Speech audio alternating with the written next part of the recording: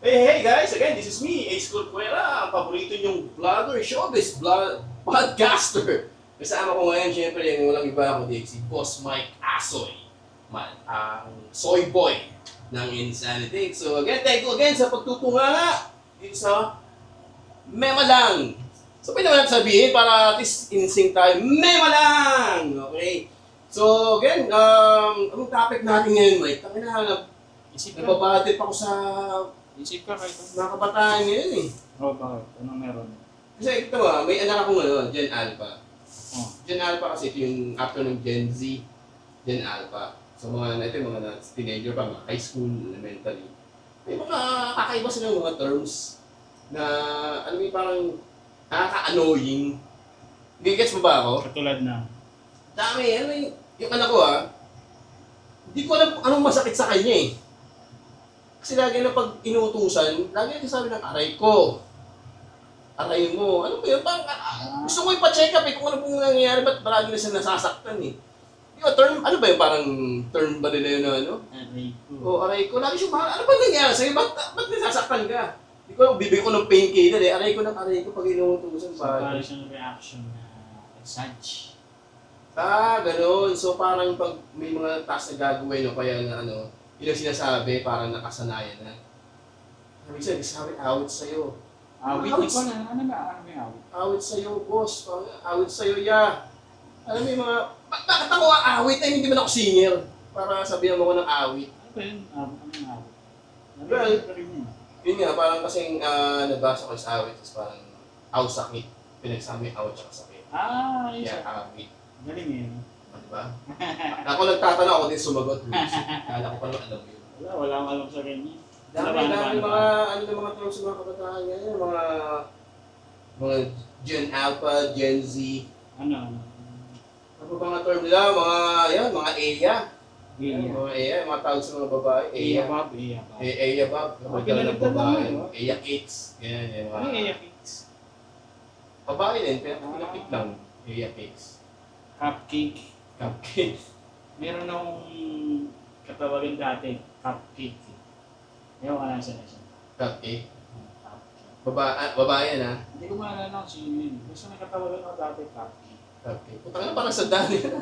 Sa okidok-kidok yan ha. Sugar, tsaka si Pero hindi ko cupcake. jowa yun. Hindi mo joke. Ano lang. Riz. Alam mo yung mga Riz. Riz? Yan, Riz. Reason yun. Riz, parang charisma. Charisma. Charisma. Yung Saan Riz gagamitin yun? Yung parang Riz. pag nagpapa-impress ka sa babae o sa lalaki, parang pinapakita mo may charisma ka gano'n. Kaya parang ni-risk ko sila, parang gano'n. Binigyan ko sila ng charisma, parang gano'n. Parang pagmamayabang ito. Pagmamayabang. Pati yung ano yun, gano'n. Yan. Parang ewan ko, parang nakikita ko, gabihan ako eh. Kaya, gulo mga kabataan ngayon. Tapos may isa pa, mga walang kwentang mga skibidi, Skibidi. skibidi toilet. Ang hirap ah. Ito pang isa, ito yung hindi ko maintindihan. Ano? Yung 6'7", Mga 6'7". hindi ko alam eh, nung chinek ko, tinanong ko, ano ibig sabihin ng 6'7" yan? Ano yun, parang, hindi na ako si 69, 6'7" na yun. Kasi after nun, before yun, 5'6", di ba? Oh, ang alam ko 6'7", 10 codes sa 10 codes yun eh. Di ba? Yung 1-2, weight. Yung 2-6, subject mo siya. Okay. 6'8". Sa mga pang-guardia ba yan? Oh, 10-9 weight. Ganun. Hindi ko alam pare, na, 0'8", tignan mo. kasi, Ano 6'7"? 6'7", parang, basically, parang nonsense, parang, wala siyang actually meaning. Parang, parang inimbento siya para sa wala lang. So, bakit mo siya gagamitin? Anong... Nagtatanong ka sa akin, bakit mo gagamitin 6'7" kung wala naman siyang meaning? Ano explanation dyan? 6'7", hindi ko rin alam eh. Wala siyang meaning talaga eh. Nakakaba.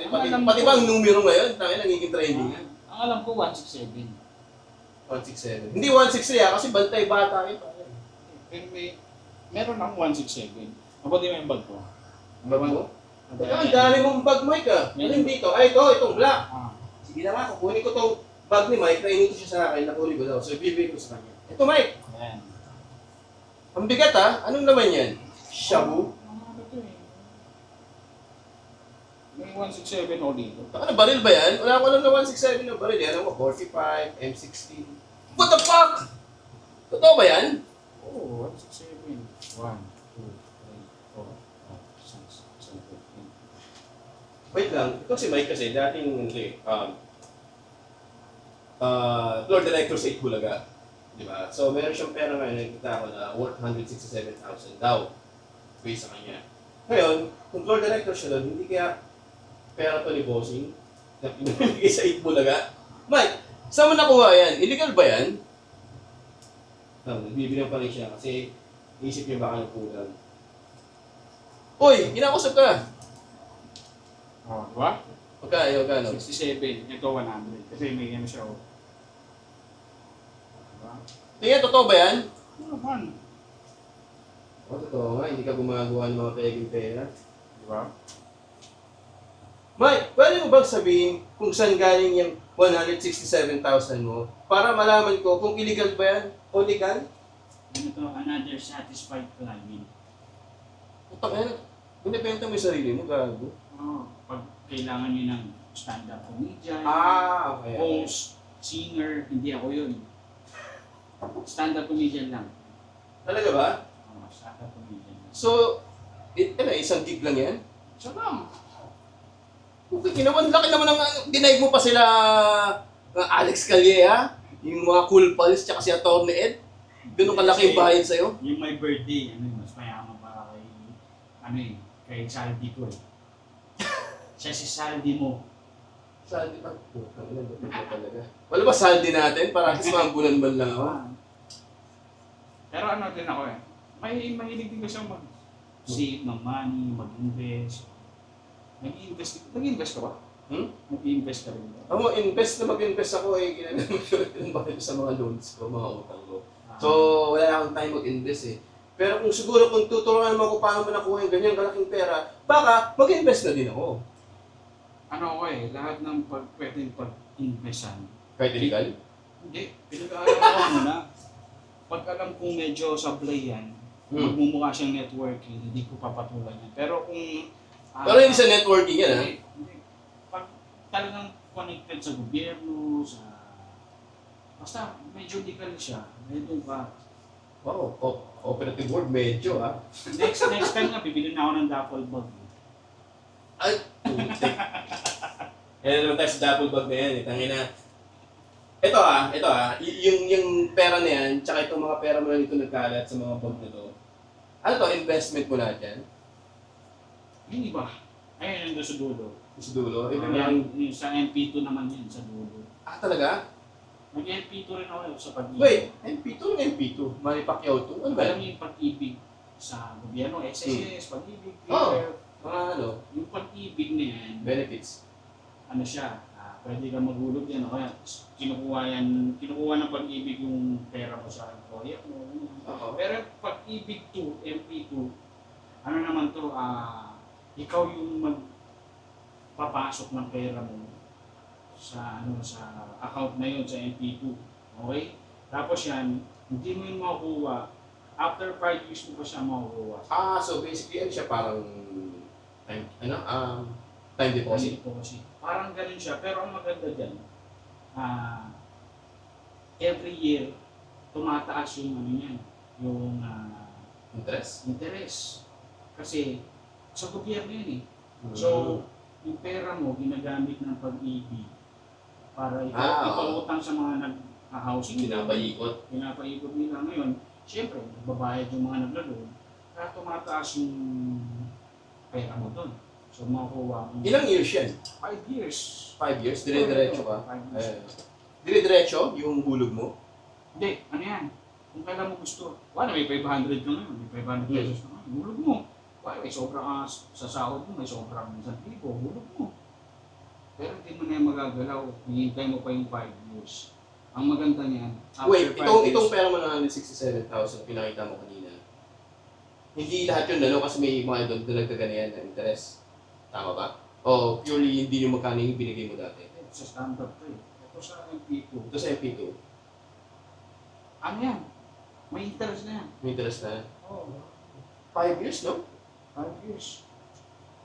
Kaya maghulog kayo kasi ano yan eh, sure na sure kang hindi ka malulugi kasi gobyerno yan. Saka hindi ka tatakbuhan ng gobyerno.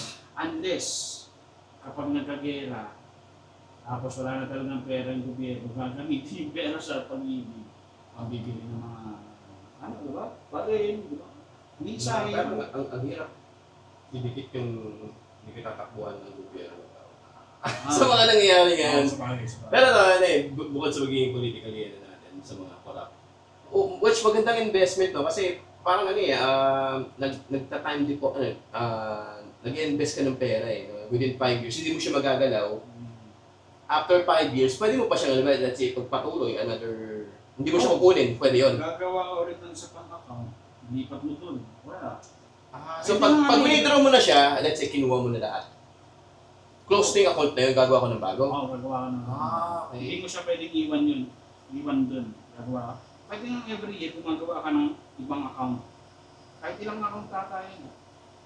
So, di ba, after 5 years, may makuha ka. Tapos next year, may makuha ka ulit. Diba? So yun guys, gusto nyo rin magkaroon ng ganitong klaseng investment. Ano pa naman to, hindi siya bangko, hindi siya ano, kasi SSS yun, ba? Pag-ibig.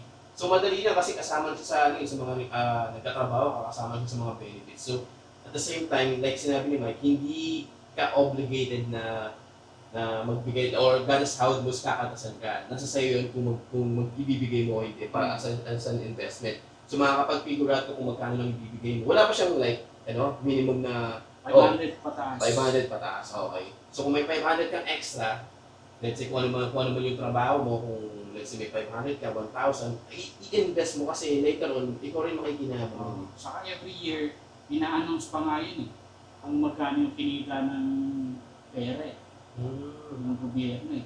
Tapos, ita-times mo lang sa pera mo na hinulog mo, i-times mo yung, ang ano ngayon, 6.7. Ayan. So, ita-times mo lang sa nahulog mo, malalaman mo na kung ilan yung na-add sa hinulog mo. So, every year yun. So, ibig sabihin, 5 beses kang tataasan ng gobyerno. Maganda. Maganda yung ganyan, no? Actually, may nagsabi sa akin dati, hindi ko siya pinansin kasi isip ko gastos na naman. Pero since yung sinabi mo, marami din nagsasabi sa akin yan na okay na investment. Since ngayon nakita ko, okay nga, no? 5 years. Yung 5 years na yan, kung tutusin, mabilis lang yun. Mabilis lang. Itiisin mo lang. Nag-start ako sa doon lang ang palya, nagbibigay ka talaga monthly. Hindi, may month ako na hindi. May month na hindi. Nakakalimutan ko. Maganda siya. Basta pag-aralan mo bagong pasuloy. Kasi ako pinag-aralan ko na okay pa kasi gobyerno eh. Nagko-contribute ka sa pag-ibig 1.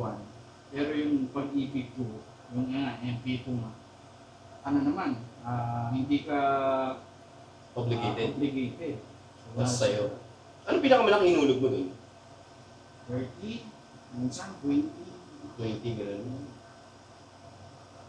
Try mo lang ngayon. Dapat simulan nyo na ngayon kasi hanggat maganda pa yung takbo ng ekonomiya natin.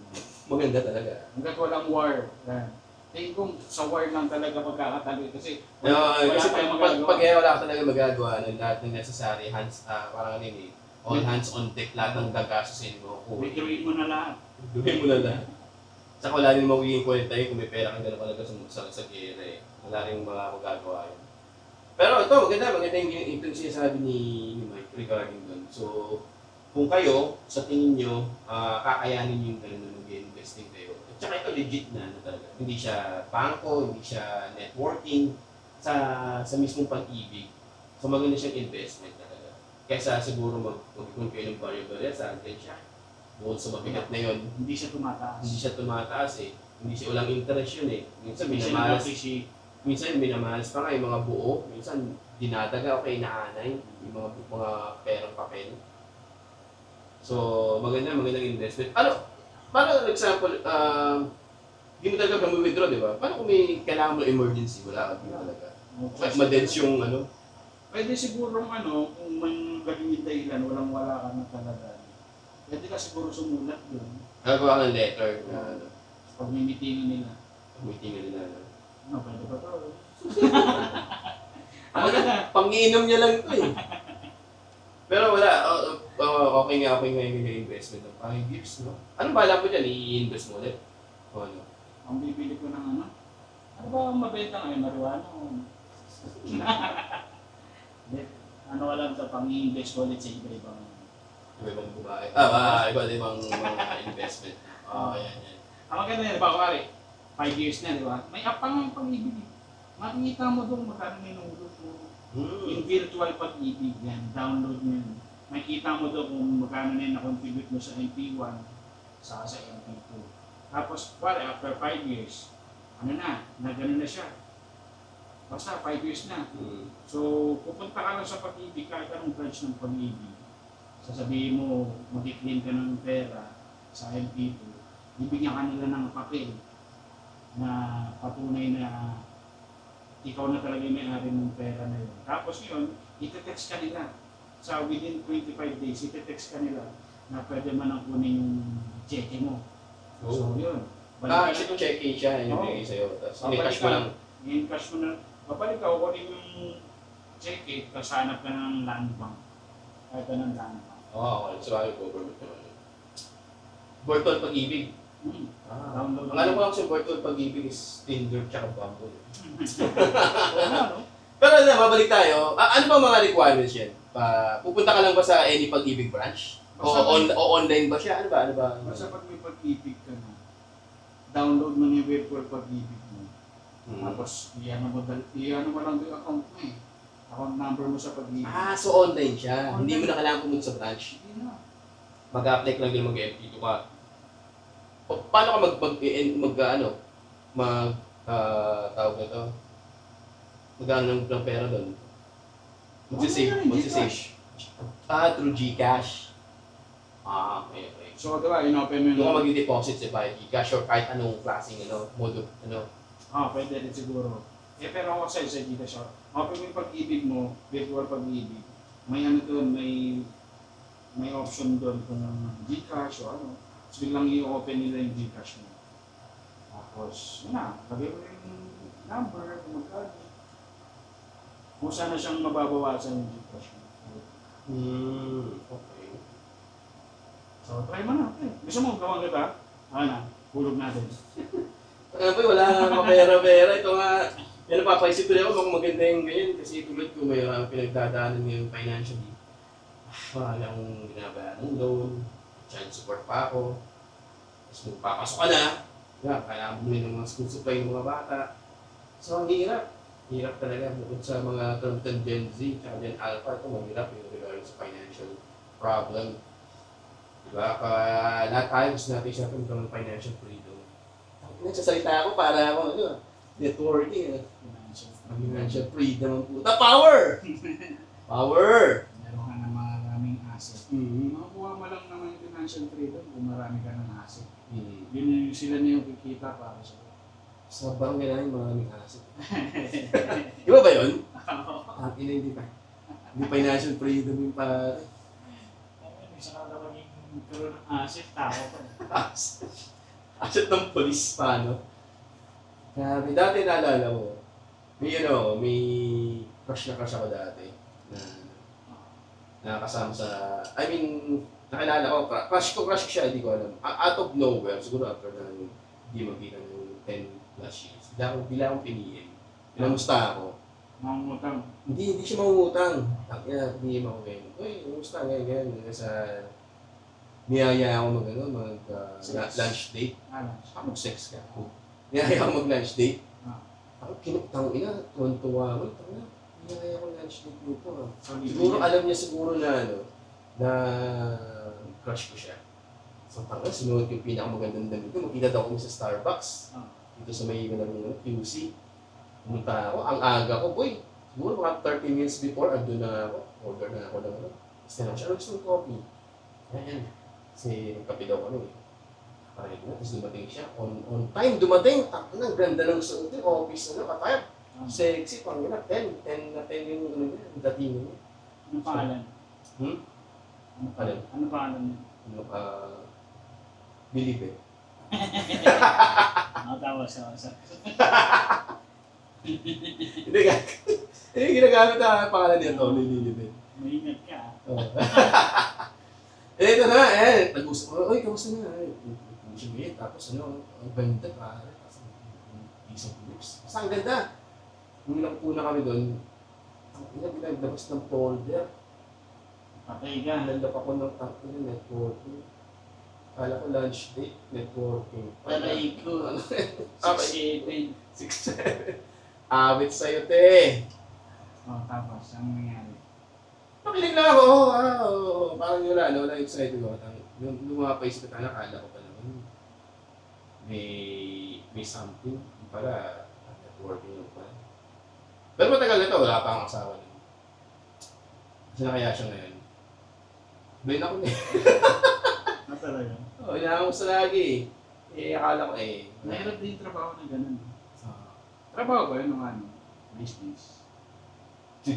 Feeling ko parang lang yung sideline lang. Sideline. Pansin mo sa mga alam natin lagay sa mga nag-networking o kaya sa mga ano pa isa yung parang sa pera, sa investment something. Hindi sa MP2 yung Uno. basta mga ganun. I have nothing against you guys. Siguro yun yung nakikita yung grind nyo. Doon kayo nag-excel sa pag-inggan nyo, sa pag-ano. Tsaka di natin masisi kasi kung downline lang kayo. Siyempre, need yun talaga kung mga tao. Pero, pansin ko lang, bakit sa mga video, picture, no? Yung pinapakita ng mga namin hawak ng pera. Kasi may nakita akong gano'n. Nagpapasahan lang sila ng maraming pera sa picturean. Para pakita lang sa mga followers. Sila. Na ito yung kita ko ngayon. Ito yung payout ko ngayong araw na to. Maraming diba? Tapos parang, tsaka, magkikita kayo, diba? Magkita tayo sa Starbucks, sa Seattle's Best Coffee, mga ganon. Tapos, hindi yung, minsan pa nga McDonald's lang eh. Magkikita kayo, tapos, hindi ka man lang inalibre ng pagkain. Talaga? Oo, guys, doon lang kayo magkikita. Tapos, hindi ka, kasi kung big time kayo, ano pa naman yung pakainin mo yung, diba? Pakainin mo ng meal. Kasi nakita ko minsan sa McDo, nakita ko wala akong maupuan, nakita ko may mga parang may order. Wala silang in-order, kasi nag-discuss lang sila. Diba? Kawawa naman yung business, nandun kayo ng time na marami kumakain, tapos di kayo umu-order. Hindi naririnig ng mga ibang customer yung... Naririnig, yung mga nila. Wala lang. Wala lang. Observation ko lang to, sa akin na to, hindi mo siguro lahat ganun. Pero sa mga nakikita ko, parang kung big time kayo masyado sa mga ganang investment, at least ano man kayo ng ano ba naman yung pakainin mo yung kasi investment yun eh. Kailangan mo gastusan din yung tao para yung effort na pumunta doon, nagugutom, tapos ano ka naman dito, mapapagastos pa sila. Di ba? May ganun sa amin eh. Nung nakatira pa ako sa Ortigas, dinaanan ako ng 3 babae, tapos may kotse sila. Sinana ka ng kotse? Nakailag ka? Sinasama nila ako sa Starbucks. Okay. Sumama na ako. Kilala ko naman kasi isa. Tapos sa Starbucks. Maganda. Ganda. Kaya ako sumama eh. Hindi ka yung crush ko yan, sinilip eh. Sinibre nila ang Starbucks din. Nakikinig din yung, naririnig din ng ibang customer. So naiiya ako eh. Kaya medyo after nila ako ilibre, hindi ko na rin naman sila kinausap na. Pinicture ako pa nga yung baso eh. Saka magaling na manggagamit. Wala lang, hindi ko talaga nakaligan yung ganyan na business pa. Hindi parang ganyan klaseng grind na. Kasi ayoko rin, Kasi yung yayain ka ng iba yung dahilan, tapos pagdating mo doon, about ano nga pa. Lakas mo ka-gaslight, di ba? Oo. So medyo ano na yun red flag na. Hindi ko talaga maganda yung nag-ayas. Meron pa pre niyaya ako ng tropa ko. Basketball. Basketball, okay. Makikita sa likod ng SM. So ang tagal namin naghihintay, kami dalawa. Hihintay pa namin yung isa. Basketball, tatlo, may dalawa lang. Yung one-on-one. Ano makikita mo na papuntang court. Tapos, Okay. hindi dumating na yung isang tropa niya. Nagtataka ako. Bakit ang tagal? So, naglakad na kami palabas ng isa. Pagdating namin sa likod, uno! Pre, uno! Okay. Kung siya na, jersey pa ako eh. Imbis na one-on-one basketball, uno-uno pa.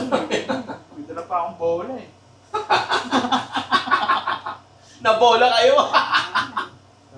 Putsa, dami namin doon. Parang classroom pa rin. Oo nga. Nag-ano pa, downline, yung mga pyramid. Oo, tapos. Siyempre, ko, laro-laro na ako eh. Naglaruan lang kayo, gano'n. Oo, sa gabi na. Walang laro. Malapit na, nakapang-basket, naka-jersey ka na, nakapanglaro ka, tapos nakang-bola. Nakabahan pa ako nun kasi, di ba kasi kalaban eh. Biglang uno pala. Pero hindi ako sumali kasi siyempre wala naman akong pera nung time yun. College student pa lang ako. Anong score nun? Uno. Alam ko, 0 pa rin 0, wala kang in-invest. Alam mo, makakatress ka, no? Iba pala yung nauluan ka, gagi. Kaya medyo isipin nyo yung mga papasukan nyo. Yung mga networking, ganyan. Kasi, Financial freedom. maglalabas ka ng pera sa umpisa, mahirap yun. Hindi mo alam kung makukuha mo ba siya talaga o hindi. Kaya dapat, planuhin mo muna, magtanong-tanong ka muna bago maglabas ng pera. Kasi, lalo na ngayon, madali na lang ngayon kasi pwede mo naman i-search eh. Diba? Kung totoo ba ito o hindi. Pero may mga din naman kasi, may mga pagpapatotoo na may iba naman talaga nag-excel sa ganyan na nagkakaroon ng malaking kinikita Kung nila. nasa taas ka na. Kung nasa taas ka na. Siguro talaga kung kakanayin mo talagang pagpupursigihin mo and then, siyempre influence na rin, marami kang kakilala na ganyan. Mapupunta mo rin naman yung talagang target mo na financial freedom. Ang mahirap niya kung hindi ka tutulungan ng upline mo. No? Oo, mga ganun. Pero After tingin mo ko, magbigay- tulungan-tulungan naman sila kasi siguro wala namang nasa upline mo, ayaw. Siyempre gusto niya kumita lahat, para kumita din siya. So, tulungan na lang, siguro depende na rin sa tao yan kung paano mo i-handle. Kung yung talagang grind mo, gusto mong mabilis na yaman, gumawa ka siguro kung may wala namang mawawala sa'yo, may kayang maano yung investment, tsaka may mga tao ka nakakilala na pwede mo downlinean, pupuntahan. Go ka sa gano'n. Hindi naman against sa gano'n eh. Siguro, Yung iba hindi pinapatulan yun kasi wala silang alam nila sa sarili na hindi nila kayang mag-invite ng tao, ng kaibigan, ayaw nila masira yung relationship nila doon sa taong kahit mayaman. Kasi, siyempre, once na in-invite mo yan, mas malaman na yun nga yung ginawa mo. So, mag-iiba yung tingin niya sa'yo eh. Di ba? Ang ganun eh. may gano'n din pagkakataon din talaga. Ang hirap na pag-introvert ka tapos Kailangan mo mag-invita ng tao, papakita mo magiging extrovert mo, mag-effort ka, no? Oo nga, no? Ang hirap niya, no? Ang hirap invite yung sa introvert sa networking. Ang tanggal yung comfort zone niya talaga dun, paano siya makikita kung introvert siya, no? so dapat kung i-invite mo extrovert. Extrovert na tao, na makapal yung mukha. Dapat pala ang tanong mo dyan, open-minded ka ba at extrovert? Open-minded. Mag-open mic ka na lang. Ay, may show nga pala kami sa June 13. Malapit na. Malapit na yung show na ito, guys. Yung nga pala, i-promote niya. Hindi kasi ako sala sa may Kasali ka doon. na ako yung mic, hindi ako nilagay sa poster. Hindi ko alam, baka may kalit sa akin ng tao na to. Ginawa akong co-host, pero di ako kinuha nito siya. Pero wala agad nating against kay Mike. Siguro sadya kaya nang siguro sa akin. Sinaramdaman niya siguro, natetreaten siya sa akin. Hindi kasi ang plano ko, sa Oticho sa Porsche. Tingin sa poro. Kasi masyadong malalakas ang Oticho sa 3. Pag nilagay ko pa siya doon, Bumagsak na. Sobrang lakas. So na nga, kaya yan, June 13. June 13 taon, napakaswerte nga araw yun. Rugby. 48. Nandun. Sino pa? Audrey Coriseta. Audrey Gorseta nga pala, isa sa mga news anchor ng PTV4. Yan, si Audrey Gorseta. Galing maganito, ma-impersonate ng mga ibang journalist, ay mga broadcaster na napanood ko siya. Galing. Solid yan. Grabe mo kinukuha yung social. Sino pa? Dominic Verdania. Yan, si Dominic. Isa sa mga Christian comedians na natin ngayon. Tapos si Sheila Chris. Si Sheila Chris, yan. Hindi ko pa siya napapanood na nakakasama si Ed. Pero magaling din si Ma'am Sheila. Sino ba? Si Atty. Alex. Tony Alex Erese. Naku yan, si Tito A. Yan ang paborito kong Paborito kong Tito eh. Si Sergio Belarus. Sergio Belarus. Hindi ko pa siya nakakasama Ano pero ba? hindi ko pa siya nakaka-meet. Pero magaling nga talaga siya. Si Marty Almighty. Si Marty Almighty, which is pinagdarasal namin na tuluyan ng gumaling si Boss Marks. Yung sa mga heavy hitters talaga na insanity na mga magagaling na komedyante natin. Although may pinagdadaanan siya ngayon na issue sa kanyang health, pero syempre pinagdarasal namin na gumaling, agad siyang gumaling. Matagal pa naman, sa June pa naman, I'm sure by that time siguro magaling na siya. Or kung nag-recuperate na siya, di ba? O pagkasal natin na pag-aaral pagaling ni Boss Marks. Kung hindi pa rin talaga kaya, ikaw na muna. Ako na, naku, ang laki naman ng shoes na ano ko, ipipil ko kung akong papalit kay Boss Pero Marks. ang tawag namin sa'yo, Marty. Mart Ace, no? So, pwede ako magsabi ng something amazing doon. Kami sabi mo na ba yung mga set niya? Saan pwede ko gagawain yung ano? Hindi, ano lang kami sabi. Alam ko yung mga set niya, oo. Talagang unique before, ano? Tsaka hindi naman ako maitim eh. Pwede kay ano yan, kay Adrian. Yan, medyo kaka-shade lang sila ni Adrian. Si Adrian, ano ba? Si Marino, kasama mo, di mo alam. Sino pa? Sino pa mga kasama? Wala na, yun lang. Yun lang muna. Hindi, si ano mag-host, si Sherwin. Pero Pilino. Sherwin Dolet. Sherwin Cruz. Sherwin Cruz yung gago. Sherwin. Sino yun? Kaya mo yan, pare. Aguilar. Yan, yan. Pag mga galing CM, di mo kabisado yung mga pang ano. Sino ba siya? Oo. Yan. Si Sherwin Aguilar yan, magiging host. Since malapit lang si Sherwin sa ano, di ba? Malapit lang daw. Saan gaganapin pala to, boss? Sa Caldi Coffee, Quezon City. Welcome Rotonda. Welcome Rotonda lang, guys. Kung saan yung Welcome Rotonda, andun ang venue. Katabi ng UDMC. UDMC. O yun, di ba? After ng show, kung feel nyo na nasusuka kayo, o masama yung pakaramdam nyo, pakonfine na kayo agad, malapit lang sa hospital, di ba? Pero I'm sure di mangyayari yun kasi tangina, ang lupit ng mga guests eh, lalo na si Brad Pitt, si Salvador, kaka-birthday lang. Oo nga, grabe. Belated happy birthday! Boses ko. 39 na siya, no? Oo, 39 na, bilis, no? Grabe, hindi na alam dati eh. Dati 49. Kuya patawag mo sa akin. Yun, yan, ganun, tandaan ni Brad Pitt. Nalala ko, napapanood ko pa dati sa Janine Marcia yan. Oh, Janine Marcia sa dati eh, sa mga kasama ni Dolby. Nandun din ba siya sa Home Alone the Rivers? Wala. Hindi ko lang alam kung ano siya doon. Ako, writer siguro siya doon. Oh, hindi, sina Cosme. Yung Cosme kasi galing kay Henry, si Cesar Cosme. Talaga? Yun nga, si Brad Pitt. So, syempre, sino hindi nakakilala kay Brad Pitt, di ba? Alien? Alien, yun. Magpa-perform si Brad Pitt. Syempre, papanoodin ko yun. Sino pa? Syempre, after ni Brad Pitt, syempre si Atty. Ed, di ba? Yung mga, ng insanity. Talagang, guys, nakakatawa talaga to. So, ako sa inyo, bumili na. Ilang tigas na lang natitira? 20 na lang ata. 20 na lang. Ilan yun? 20, 100. 25? Ako 100? Ako 25, tapos 20 na rin. So 100 yung ticket, so 20 na lang guys. So up for grabs na lang talaga yung 20 na yun. Pero yan, hindi ko to show to, pero gusto kong panoorin yun. Napakasaya na ito.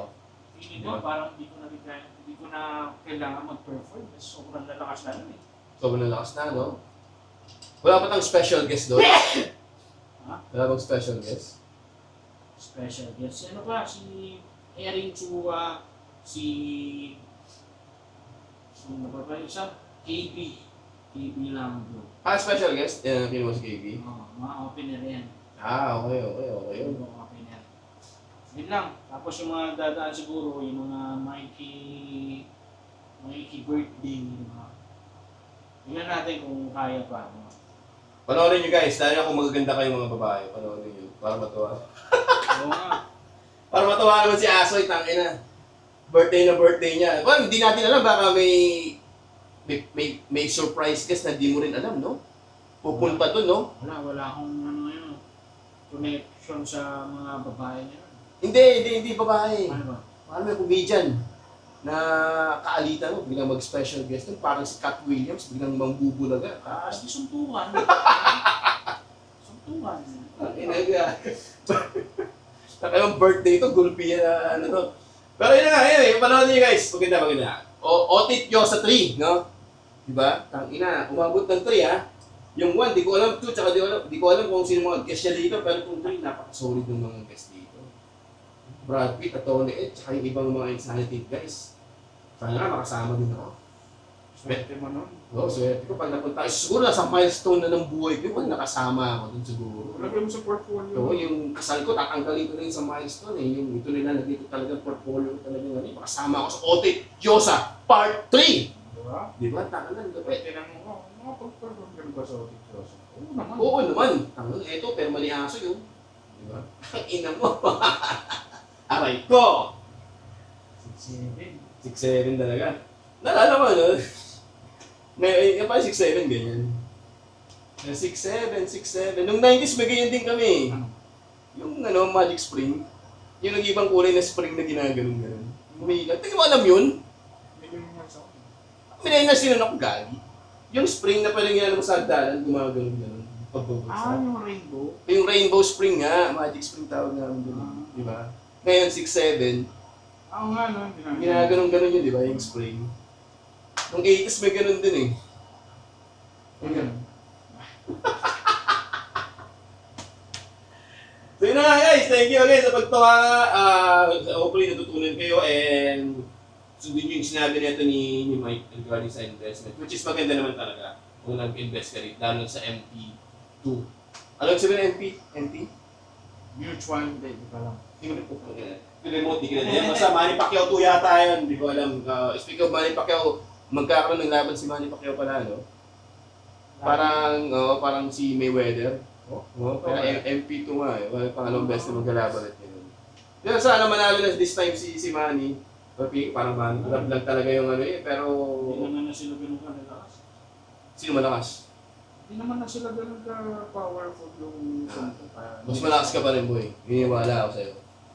So again, thank you guys sa pagtunganga. So again, this is your favorite showbiz podcaster na si Ace.